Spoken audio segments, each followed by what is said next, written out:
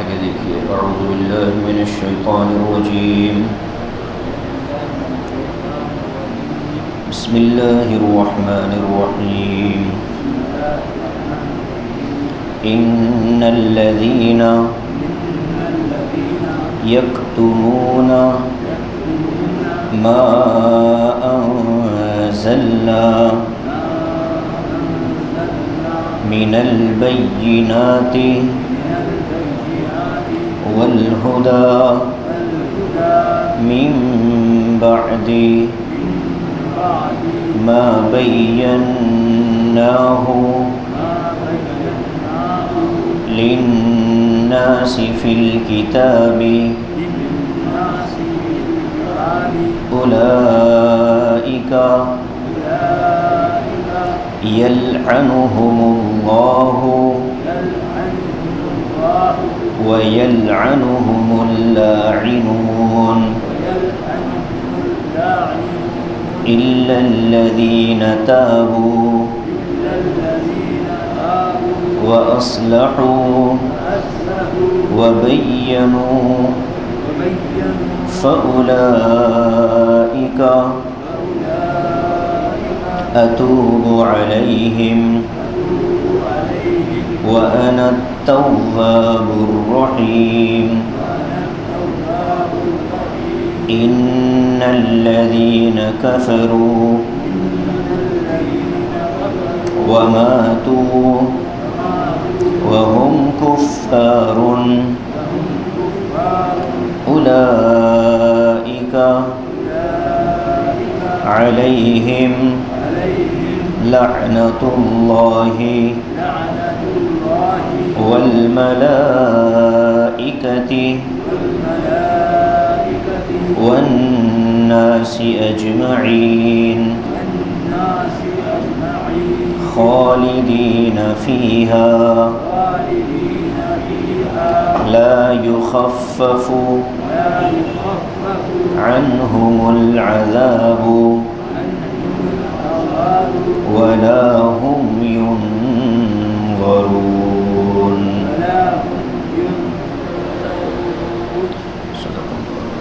ترجمہ دیکھیے ان الذین یکتمون ما انزلنا، یقیناً وہ لوگ جو چھپاتے ہیں ان باتوں کو جو ہم نے نازل کی، من البینات والہدی، جو بہت واضح آیتیں ہیں اور سیدھا راستہ بتانے والے احکام ہیں، من بعد ما بیناہ للناس فی الکتاب، حالانکہ ہم نے پہلی کتابوں میں ان چیزوں کو بہت کھول کر لوگوں کے سامنے بیان کر دیا تھا. اولئک یلعنہم اللہ، یہی وہ لوگ ہیں کہ جن پر اللہ بھی لعنت بھیجتا ہے، ویلعنہم اللاعنون، اور لعنت بھیجنے والے بھی لعنت بھیجتے ہیں.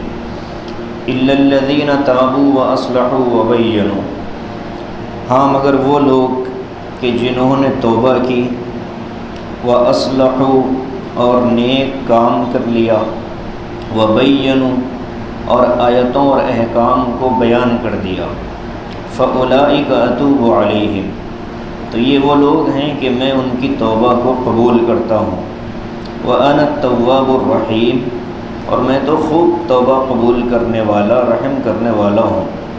إِنَّ الَّذِينَ كَفَرُوا، جو لوگ جن لوگوں نے کفر کیا، وَمَاتُوا وَهُمْ كُفَّارٌ، اور کفر کی حالت میں مر گئے، أُولَئِكَ عَلَيْهِمْ لَعْنَةُ اللَّهِ وَالْمَلَائِكَةِ وَالنَّاسِ أَجْمَعِينَ، ایسے لوگوں پر اللہ کی طرف سے لعنت، فرشتوں کی طرف سے لعنت، اور سارے انسانوں کی لعنت ہے. خالدین فیہا، وہ اس لعنت میں یا جہنم میں ہمیشہ رہیں گے. لا یخفف عنہم العذاب ولا هم ينظرون، نہ ان پر عذاب میں کوئی کمی کی جائے گی اور نہ ان کو کوئی مہلت دی جائے گی. یہ 4 آیتیں ہیں جس میں کچھ مضامین بیان ہوئے. اوپر تھوڑا خوبصورت نہیں ہلکا، یا تو پیچھے والے آگے ہوں یا آگے والے پیچھے ہوں. تھوڑا سا خوبصورت، ہماری بیٹھک سے بھی ہماری تہذیب کا پتہ چلنا چاہیے، کیف متفق نہ بیٹھیں خوبصورتی سے۔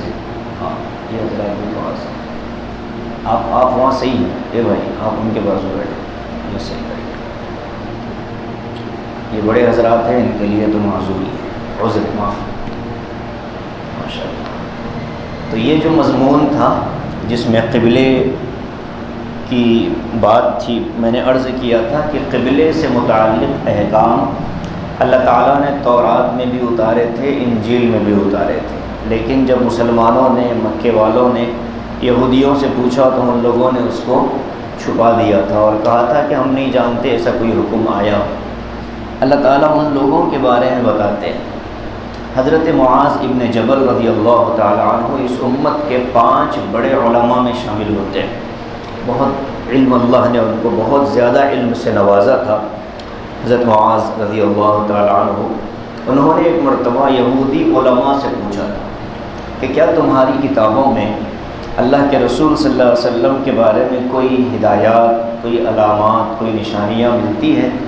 تو ان یہودیوں نے صاف انکار کر دیا کہ ایسی کوئی بات ہمیں نہیں ملتی۔ اب اللہ تبارک و تعالیٰ یہ آیت اتار کر ان کے جھوٹ کو بیان فرما رہا ہے، اور مسلمانوں کو بھی ایک حکم دیا جا رہا ہے۔ ان الذین یکتمون ما انزلنا من البینات والہدی، بینات اور ہدا 2 الفاظ ہیں۔ ہم لوگوں یعنی ہم نے، یعنی اللہ نے جو آیتیں اتاری ہیں، بینات واضح نشانیوں کو کہتے ہیں، جس میں نبی کریم صلی اللہ علیہ وسلم سے متعلق تفصیلات تھی اور جس میں قبلے سے متعلق بیان تھا۔ یہ تو سامنے کی بات ہے، صفا مروہ سے متعلق بیان تھا۔ ان چیزوں کو اللہ تبارک و تعالی نے نازل کیا۔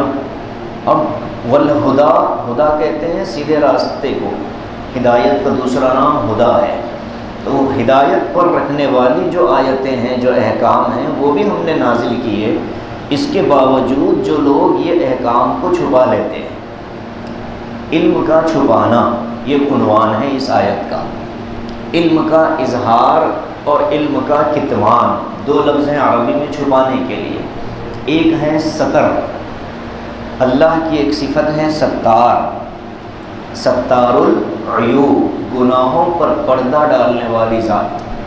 اللہ تعالیٰ انسان کے گناہوں پر دنیا میں بھی پردہ ڈالتے ہیں، اور آخرت میں بھی اللہ تعالیٰ بعض ایمان والوں پر پردہ ڈال کر حساب لیں گے۔ اللہ تعالیٰ کہیں گے کہ تو پردے میں آ جا، لوگ پوچھیں گے، وہ پوچھے گا کہ مولا اتنی نوازش کیوں؟ تو اللہ فرمائے گا کہ جب میں نے دنیا میں تجھے لوگوں کے سامنے رسوا نہیں کیا، تو یہاں میں تجھے لوگوں کے سامنے رسوا نہیں کرنا چاہوں گا۔ اللہ کے رسول علیہ السلام نے فرمایا کہ جس انسان کے سینے میں قرآن کریم ہو، محفوظ ہو، اللہ تعالیٰ اس کو جہنم میں نہیں ڈالتا۔ اور آقا نے فرمایا کہ گناہ گار بھی کیوں نہ ہو، لیکن قرآن اگر محفوظ ہے تو وہ جہنم کی آگ سے محفوظ ہے۔ اللہ اس سے فرمائے گا کہ اگر تجھے جہنم میں جلانا ہوتا تو تیرے سینے کو اپنے علم کے لیے اور اپنے قرآن کے لیے میں منتخب نہ کرتا۔ جیسے ملتزم کعبۃ اللہ کی دروازے اور حجر اسود کے درمیان کی جو جگہ ہے اس کو ملتزم کہتے ہیں۔ اس کے بارے میں آتا ہے، اللہ کے رسول نے فرمایا کہ وہاں انسان جو دعا مانگے وہ قبول ہوگی، اور اللہ کا نظام یہ ہے کہ جس دعا کو قبول کرنا نہیں ہوتا، ملتزم پر وہ دعا یاد ہی نہیں آتی۔ یہ نظام ہے اللہ تبارک و تعالیٰ کا۔ تو یہ علم کا اظہار، اس کے علم کے چھپانے کے لیے، عام چھپانے کو کہتے ہیں ستاری۔ اسی لیے ہم جو اپنے جسم کو چھپاتے ہیں، جتنا حصہ چھپانا فرض ہے مرد و عورت کے لیے، اس کے لیے لفظ کیا آیا ہے؟ ستر۔ نماز اسی وقت صحیح ہوگی جب تک کہ آدمی کا ستر چھپا ہوا ہے۔ اگر نماز کی حالت میں ستر ظاہر ہو گیا، 3 مرتبہ سبحان اللہ کے بقدر ستر ظاہر ہے، تو وہ نماز ٹوٹ جائے گی۔ اس لیے کہ نماز کے شرائط میں یہ داخل ہے کہ نماز سے پہلے آدمی ستر میں ہو۔ تو ستر کہتے ہیں چھپانے کو۔ ایک ہے چھپانے کے لیے لفظ کتمان، کتما، جو یہاں پر آیا ہے، یکتمون، چھپاتے ہیں۔ یہ کہتے ہیں حق بات کے چھپانے کو کتمان کہتے ہیں۔ اللہ کے رسول صلی اللہ علیہ وسلم سے متعلق جو چیزیں کہ وہ تورات اور انجیل میں تھیں، ان چیزوں کو یہودی اور نصرانی چھپاتے تھے۔ یہ چھپانا اتنی بڑی بیماری ہے۔ اللہ کے رسول نے فرمایا کہ من سئل، جس انسان سے کوئی کسی چیز کے بارے میں سوال کیا گیا، یعلمہ، وہ اس کو جانتا ہے، اس کا حکم اس کو معلوم ہے، فکتمہ، پھر بھی اس نے اس کو چھپایا، الجمہ اللہ بلجام من النار، اللہ تعالیٰ اس کو جہنم کے آگ کی لگام ڈال دیں گے۔ لیکن یہاں علماء فرماتے ہیں کہ یہ وعید ایسے علاقے کے لیے ہے کہ جس علاقے میں مسائل بتانے والا اس کے علاوہ کوئی اور نہ ہو۔ اس کے علاوہ اگر کوئی اور ہے تو اب اگر کوئی شخص کوئی عالم مسئلہ پوچھنے پر یہ کہے کہ آپ یہ مسئلہ کسی اور سے معلوم کر لیجئے، اگر علاقے میں کوئی اور بھی مسائل بتانے والا ہے تب اس انسان کے لیے، عالم کے لیے یہ کہنا درست ہے کہ آپ کسی اور سے پوچھئے، اور اگر اس علاقے میں وہ اکیلا ہے، اس کے علاوہ کوئی اور نہیں، اب اس کے لیے یہ وعید ہے کہ معلوم رکھ کر اگر کسی نے پوچھا، حکم معلوم تھا، مسئلہ معلوم تھا، لیکن چھپایا تھا، بتایا نہیں تھا، تو اس کو جہنم کی آگ کی لگام سمجھتے ہیں کیا گلا نہیں، نکیل، وہ جو جانوروں کے منہ میں ڈالی جاتی ہے اس کو کہتے ہیں لگام۔ اپنی زبان کو لگام دو، تو مطلب یہ ہے کہ ذرا سوچ سمجھ کر بات کرو، محاورہ ہے نا اپنے اردو میں، اپنی زبان کو لگام دو، کیا مطلب؟ جیسے زبان پر بند لگایا جاتا ہے۔ تو اللہ تعالیٰ نے اتنا سخت عذاب رکھا ہے۔ اب یہاں ایک بحث علماء نے کی جو ضروری ہے، کہتے ہیں کہ یہ کتمان علم کن لوگوں کے لیے وعید ہے؟ بہت سی مرتبہ انسان کوئی ایسا سوال کر بیٹھتا ہے کہ جواب اس کی اپنی عقل سے بلند ہوتا ہے۔ اب ایسے سوال کا جواب دینا منع ہے، یہاں یہ حدیث نہیں پیش کی جا سکتی کہ آپ نے سوال کا جواب نہیں دیا اور آپ نے مطمئن نہیں کیا۔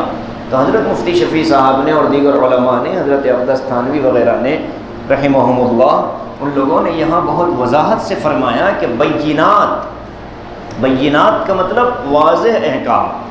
اگر کسی انسان نے کوئی واضح حکم معلوم کیا، نماز کا معاملہ ہے، زکوٰۃ کا معاملہ ہے، دین کے احکام کا معاملہ ہے، اب ایسے حکم کا جواب دینا ضروری ہو جاتا ہے۔ یہاں چھپانا ضروری، چھپائے گا تو گناہ گار ہوگا۔ اور اگر کسی ایسے علم سے متعلق سوال ہو رہا ہے جس کا چھپانا ضروری تھا، جیسے قرآن پاک کے اندر آیات متشابہات ہیں، حروف مقطعات ہیں، ان چیزوں کا چھپایا، ان چیزوں کو اللہ نے چھپایا ہے، اس چیز کے بارے میں اگر کسی نے سوال کیا تو اب جواب دینا منع ہے۔ تو اس بیلنس کو ہم سمجھیں کہ کون سی چیزیں ہیں جو بیان کی جانے والی ہیں اور کون سی چیزیں ہیں جو بیان نہ کی جانے والی ہیں۔ ایک حدیث میں اللہ کے رسول نے ارشاد فرمایا کہ اگر کسی آدمی نے اہل علم کے سامنے علم کو ظاہر نہیں کیا اور عقل مندوں کے سامنے حکمت کو بیان نہیں کیا تو اس نے ان عقل مندوں پر ظلم کیا۔ مجموعہ ایسا ہو کہ جو حکمت کی اور علم کی باریکی کی باتیں سمجھ سکتا ہو، تو کہنے والے کے لیے یہ ضروری ہوتا ہے کہ وہ ان حکمت کی باتوں کو مجموعے کے سامنے رکھے۔ اور اگر مجموعہ ایسا ہے کہ وہ ان باتوں کا متحمل نہیں ہے تو اب ایسے مجموعے کو بٹھا کر اگر ایسی باریک باتیں بیان کی جائیں جو ان کی عقل و ان کی خرد سے، ان کی سوچ سے اوپر ہوں، اللہ کے رسول نے فرمایا کہ کم عقلوں اور نااہلوں کے سامنے حکمت کی بات کرنا نااہلوں پر ظلم ہے۔ اور حدیث میں یہاں تک آیا ہے کہ اگر کسی انسان نے کسی نااہل کو علم سکھایا، یہ الفاظ ہیں، مشکوٰۃ شریف کی حدیث ہے، فرمایا کسی نے کسی نااہل کو علم سکھایا، ایسا ہے جیسا اس نے کسی جانور کے گلے میں موتیوں کا ہار ڈال دیا۔ اس لیے علم کا سیکھنا اسلام نے جو فرض کیا ہے، بنیادی علم ہر مسلمان پر فرض ہے سیکھنا، جس کے بغیر چارہ کار نہیں ہے، جس کے بغیر آخرت مل نہیں سکتی، دنیا گزر نہیں سکتی۔ بنیادی علم اب بنیادی علم کے لیے تو ہر مسلمان ذمہ دار ہے، وہ خود سے سیکھے، آگے بڑھے، اور جو علم بنیادی ہے وہ بہت صاف ہے، واضح ہے، 2 اور 2 4 کی طرح صاف، اس میں کوئی بحث نہیں ہے، کوئی اختلاف نہیں، کوئی علمی باتیں نہیں۔ اب اس سے ہٹ کر جو علم ہے اس کے لیے تو تحقیق ضروری ہے، اس کے لیے تو پھر صلاحیت ضروری ہے، اس کے لیے قابلیت ضروری ہے، اس کے لیے اہلیت ضروری ہے۔ اب اہلیت ہے تو پھر آدمی اس میدان میں جائے، اور اگر اہلیت نہیں ہے تو اس میدان سے اپنے آپ کو دور رکھے۔ اگر نااہل لوگوں کے سامنے حکمت کی اور علم کی باتیں آئیں گی تو پھر وہ فتنے اور فساد کا سبب بنیں گی، اس لیے کہ کہنے والا آگے والے کی عقل کے اوپر کی بات کر رہا ہے، ظاہر ہے کہ وہ تھوڑی سی سنے گا، اس میں تھوڑی سی سمجھے گا، اور آگے جا کر تھوڑی سی بیان کرے گا۔ سنے گا تھوڑا، سمجھے گا اس کا آدھا، اور بیان اس کا آدھا ہوگا۔ جیسے ململ کا پاجامہ پہننا منع ہے، یہ کسی نے بیان میں کہا، وہ گھر جا کر کے وہ مخمل بھی بھول گیا، ململ بھی بھول گیا، صرف ایک جملہ اس کو یاد رہ گیا، کیا کہ شلوار پہننا منع ہے۔ اب اس نے جا کر یہی ڈنڈورا پیٹ دیا کہ خطیب صاحب نے جمعہ میں کہا ہے کہ شلوار نہیں پہننا چاہیے، لہذا۔ تو اس طرح کی باتیں، وہ خان صاحب، یہاں کوئی خان صاحب تو نہیں بھائی ہے، تو کیا کرنا ہے، مسیح آپ خان ہیں۔ ایک خان صاحب جماعت میں گئے تھے، وہاں داڑھی کی فضیلت سن لی، اتنی زیادہ سنی، اب امیر صاحب بھی ان کے حساب کے تھے، اتنا زیادہ دباؤ ڈالا کہ خان صاحب نے گھر آ کر بیوی سے کہا کہ تو داڑھی رکھے گی۔ اب بیوی پریشان، کون سی ایسی جماعت تھی جہاں بیویوں کی داڑھیوں کی بات آ رہی، اب وہ پریشان علاقے کے عالم کے پاس لے کر گئی کہ مول صاحب جماعت میں ان کو جن لگ گیا، الٹے سیدھے ہولے شولے باتیں کر رہے ہیں۔ اب عالم صاحب نے پوچھا قصہ کیا ہے، تو کہا کہ جی داڑھی رکھنا تو سنت ہے، اتنی فضیلتیں ہیں۔ تو انہوں نے پوچھا کہ اس کے داڑھی کیسے ہوگے گی؟ تو اب خان صاحب نے جواب، نیت تو کرے، اللہ داڑھی اگائے گا۔ کیا کہا؟ نیت تو کرے، اب باقی اللہ تعالیٰ راستے کھولے گا۔ تو یہ ہے نااہلوں کے سامنے ان کی عقل سے اوپر والی بات کرنا۔ اس کو کیا سکھانا تھا؟ اس کو سکھانا تھا کہ ایک اللہ ہے، عبادت اس کی ہوگی، مانگنا اسی سے ہے، حالات وہی لاتا ہے، حالات وہی بدلتا ہے، مصیبتوں میں اسی کو پکارا جائے، پیشانی اس نے بنائی، اس کے علاوہ کسی اور کے آگے نہ جھکائی جائے، رسول ہیں، آخری رسول ہیں، کوئی اور ان کے بعد رسالت لے کر آنے والا نہیں، ان پر ایمان لانا ضروری ہے، فرشتے ہیں، ملائکہ ہیں، یہ کتابیں ہیں، آخرت ہے، قبر ہے، یہ چیزیں بتانے کی تھیں۔ اب وہ کون صاحب تھے پتہ نہیں، وہ جانے والوں کے اندر بھی اہلیت نہیں تھی، اس کا مطلب ہے۔ تو اس لیے بہت نازک مسئلہ ہے وعظ و نصیحت کا، دوسروں کو دین سکھانا بہت باریک ذمہ داری ہے۔ دین کی بات سند کے ساتھ ہی بیان ہو سکتی ہے، بے سند بات اگر دین کے نام پر بیان کی جائے گی تو پھر دین بچوں کا کھلونا بن جائے گا۔ غالب نے کہا تھا، بازی چاہے اطفال ہے دنیا میرے آگے، ہوتا ہے شب و روز تماشا میرے آگے۔ تو اس طرح بچوں کا کھلونا بنے گا دین، ہر آدمی وہ کہے گا جو اس کا دل چاہے گا۔ سفیان ثوری رحمۃ اللہ علیہ نے یا سفیان ابن عیینہ رحمۃ اللہ علیہ نے یہ بات فرمائی کہ لولا الاسناد، تمہارے لیے ضروری ہے کہ تم دین کا علم کس سے حاصل کر رہے ہو اس کو جانچ لو۔ یعنی ہم نے کوئی بات سنی تو وہ کون نقل کر رہا ہے، اور اس نے وہ بات کہاں سے سنی ہے، اس کا علم ہونا چاہیے، اس کو کہتے ہیں سند۔ فرمایا کہ لولا الاسناد لقال من شاء ما شاء، اگر اسناد نہ ہوتی، سند کا نظام نہ ہوتا تو ہر آدمی وہ کہتا جو اس کا دل چاہتا۔ اس لیے پہلی ذمہ داری تو یہ ہے کہ علم ان لوگوں کے سامنے وضاحت سے رکھا جائے جو اہل ہوتے ہیں۔ اسی لیے مدارس کے اندر چھوٹے بچوں کو داخل کرنے کے بعد ان کی ذہن کے حساب سے ان کو رٹایا جاتا ہے، یاد کروایا جاتا ہے، وہ رٹتے ہیں، وہ نیند میں بھی وہی پڑھتے رہتے ہیں، کپڑے پہنتے ہیں وہی گنگناتے ہیں۔ بلکہ مدرسوں کے طہارت خانوں میں کبھی آپ جائیں، وہ اندر بیٹھ کر اپنی ضرورت سے فارغ ہو رہا ہے لیکن سبق زبان سے جاری ہے۔ اتنا اس کے شعور اور لاشعور دونوں چیزوں میں ان چیزوں کو بٹھایا جاتا ہے۔ ایسی بنیادوں پر ہی حفظ ٹکتا ہے۔ سرسری جو ناظرے ہوتے ہیں، سرسری جو پڑھائی ہوتی ہے، اس پر حفظ ٹکتا نہیں ہے۔ قرآن ایک ایسی چیز ہے یاد جلدی ہو جاتی ہے اور اس سے زیادہ جلدی بھول بھی جاتا ہے۔ آپ سورہ یاسین روز پڑھتے ہو، ایک ہفتہ سورہ یاسین نہ پڑھیں، اب اس کے بعد آپ پڑھیں، کیا حالت ہوگی، کیا کیفیت ہوگی معلوم ہوتا ہے۔ کتنی صورتیں ہمیں یاد ہوتی ہیں لیکن درمیان میں نہ پڑھنے کی وجہ سے وہ ذہن سے محو ہو جائے، حالانکہ یاد کرتے ہوئے بڑی محنت کی گئی۔ تو اس لیے اہل اور اہلیت کے لیے مدارس میں ایک نظام بنایا جاتا ہے، چھوٹے بچوں کے ذہن کے حساب سے ان کو جو پڑھانا ہے، پھر جب وہ شعور کے قابل ہوتے ہیں تو پھر حفظ کا مرحلہ آتا ہے، وہ بھی رٹنے رٹانے کا دور ہے۔ لوگ تنقید کرتے ہیں مدارس میں قرآن کو رٹایا جاتا ہے، رٹنے ہی کی چیز ہے، اس کے بغیر یاد نہیں ہو سکتی۔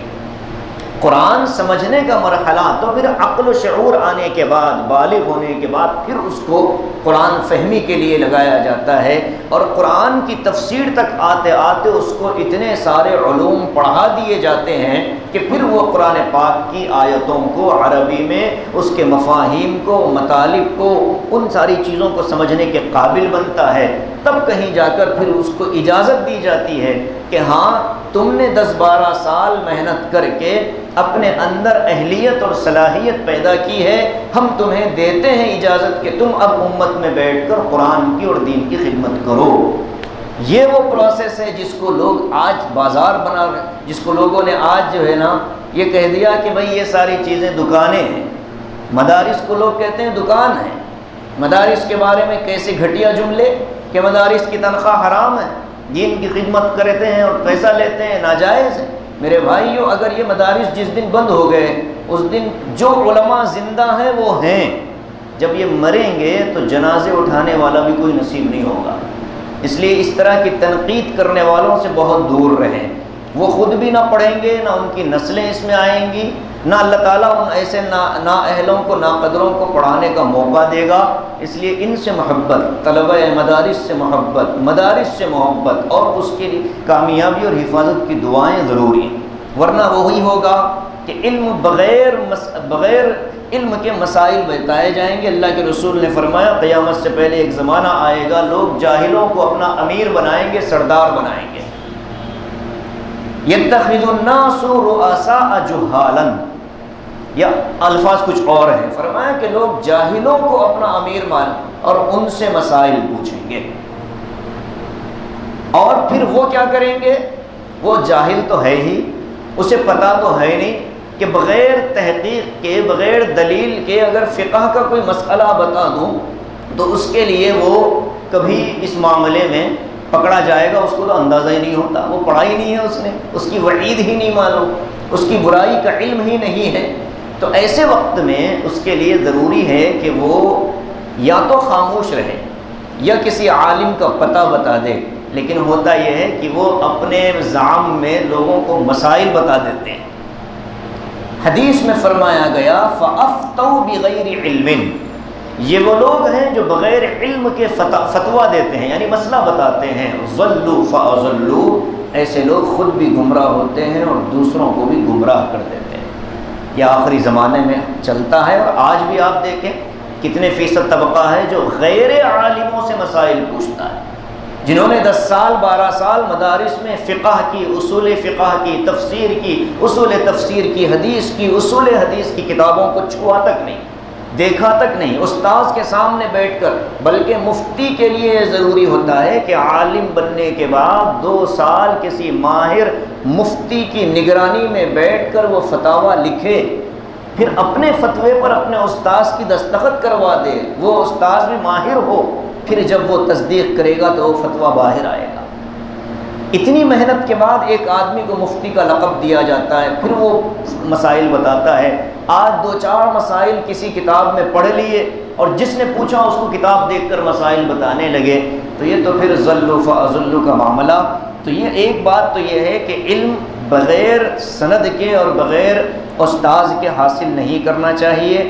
کتابیں اللہ تبارک و تعالی نے کم بھیجیں، استاذ یعنی نبی زیادہ بھیجے۔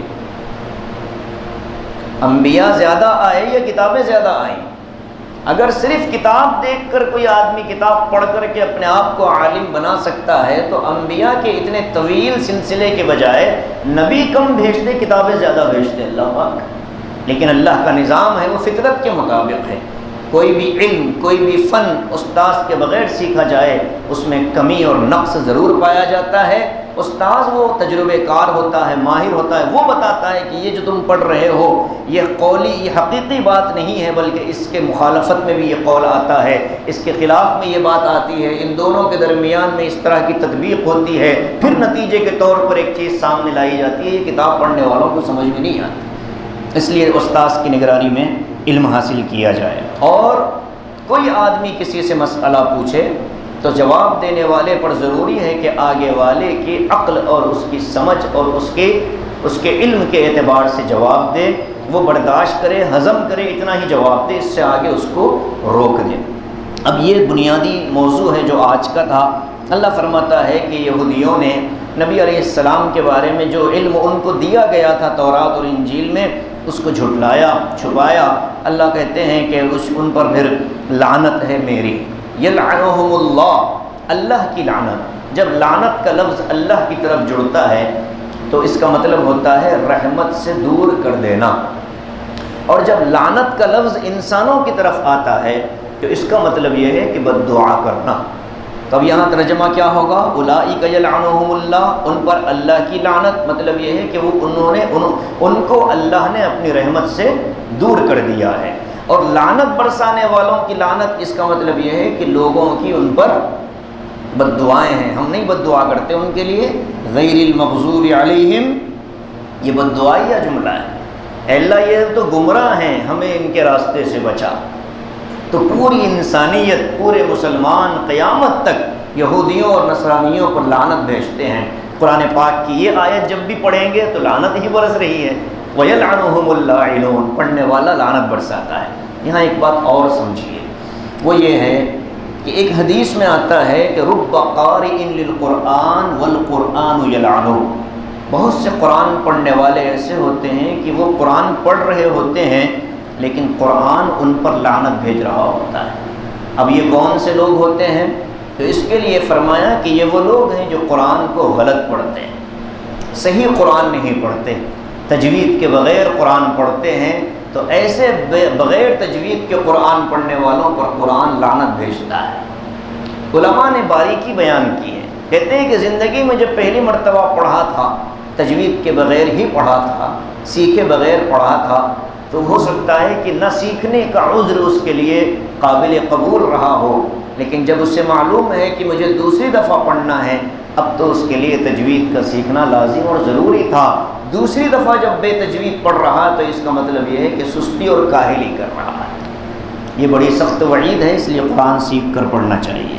اللہ فرماتا ہے اِلَّا الَّذِينَ تَابُوا، ٹھیک ہے جن لوگوں نے چھپایا تھا، جب ان کو احساس ہوا وہ آئے اور آ کر ان لوگوں نے توبہ کی، ایمان میں داخل ہو گئے اور نیک اعمال کیے، اور جو چیزیں چھپائی گئی تھی ان چیزوں کو واضح کر دیا۔ اللہ فرماتا ہے کہ ایسے توبہ کرنے والوں کی توبہ کو میں قبول کر لیتا ہوں۔ فَأُولَئِكَ أَتُوبُ عَلَيْهِمْ، میں ان کی طرف رحمت سے متوجہ ہوتا ہوں۔ وَأَنَا التَّوَّابُ الرَّحِيمُ، میں تو توبہ قبول کرنے والا ہوں، بہت زیادہ توبہ قبول کرنے والا، رحم کرنے والا ہوں۔ آگے اللہ فرماتے ہیں جو لوگ توبہ کے بغیر مر جاتے ہیں، ان الذین کفروا وماتوا وهم کفار، جو لوگ کفر کرے، جنہوں نے کفر کیا یعنی نبی کی تعریف کو چھپایا اور کفر کی حالت میں مر گئے، ایسے لوگوں پر اللہ کی لعنت، فرشتوں کی لعنت اور سارے انسانوں کی لعنت ہے۔ اللہ ہم سب کی حفاظت فرمائے۔ خالدین فیہا، فرماتے ہیں کہ یہ اس لعنت میں، ظاہر ہے کہ لعنت جو ہوگی وہ عذاب جہنم ہی اس کا نتیجہ ہوگا، تو فرمایا کہ یہ جہنم کے عذاب میں ہمیشہ رہیں گے۔ لا یخفف عنہم العذاب، ایسے کافروں پر عذاب میں کوئی تخفیف اور کمی نہیں ہوگی۔ ولا هم ینظرون، اور نہ ان کو کوئی مہلت دی جائے گی، بغیر مہلت کے پکڑ کر کے ان کو جہنم میں داخل کیا جائے گا، اور پھر اس جہنم کے عذاب کے اندر بھی ذرہ برابر کوئی کمی واقع نہیں ہوگی۔ یہ بڑا سخت مرحلہ ہے کہ جہنم کی سختیاں ہیں۔ اللہ تعالیٰ سب کی، پوری امت کی جہنم کے عذاب سے حفاظت فرمائے۔ اللہ تعالیٰ کتمان علم کے عذاب سے اور برائی سے ہم سب کی حفاظت فرمائے۔ علم کو صحیح اساتذہ سے سیکھنے اور صحیح معنی میں امت تک پہنچانے کی اللہ ہم سب کو توفیق نصیب فرمائے، آمین۔ وآخر دعوانا ان الحمد للہ رب العالمین۔ آگے کی آیت یہ بہت مشہور و معروف آیت ہے۔ بعض علماء نے کہا کہ یہ قل هو اللہ احد کے ساتھ نازل ہوئی، اور بعض علماء نے دوسری باتیں کہیں، اس لیے میں نے اس کو اگلے درس کے لیے ملتوی کیا ہے۔ جی